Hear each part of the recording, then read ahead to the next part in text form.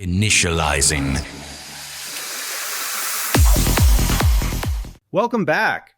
In this lesson, we will cover the handling of devices that require significantly more voltage than the 3.3 volts a microcontroller can directly supply.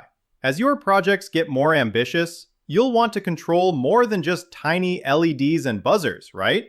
So why is voltage important? Every electronic part is designed for a certain voltage range. If you supply too little, it will not work. Provide too much, and it will be damaged, most of the time permanently.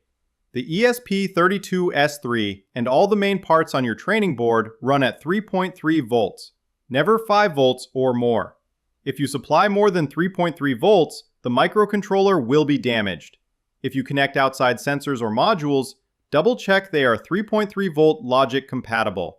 Never assume.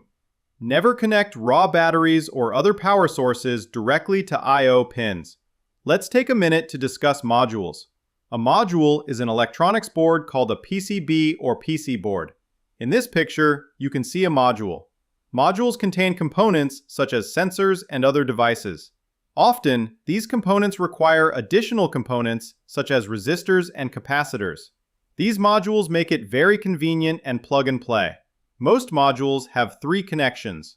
One connection for the positive side of power, another for the negative part of power, and then the data line.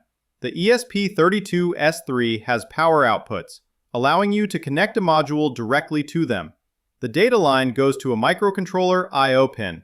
If you want to control something powerful, such as motors, actuators, or numerous LEDs, use a relay or MOSFET and always power them from an external supply.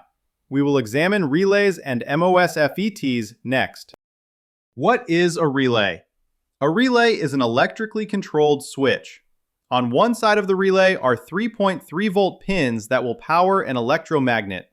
An electromagnet becomes a magnet when it receives volts. On the other end of a relay are pins to connect high-powered equipment like 220 volt motors. When the electromagnet powers up, the magnetism pulls a switch open or closed on the high voltage side. Your tiny microcontroller can use a relay to turn on devices that require a lot of power, such as lamps, pumps, and even appliances, without risk.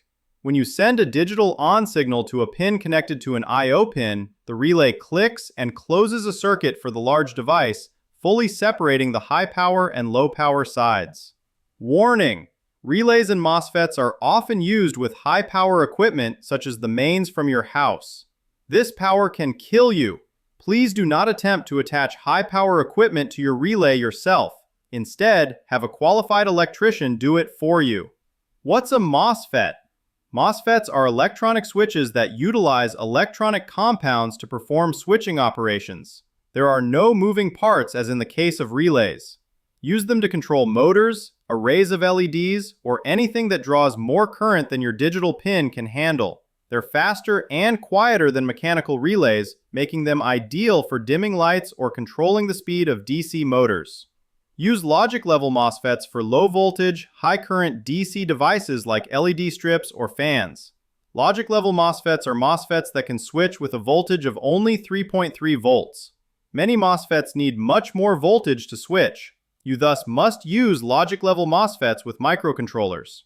Relays and MOSFETs are available as modules too. I highly recommend that you use the module versions. Initializing.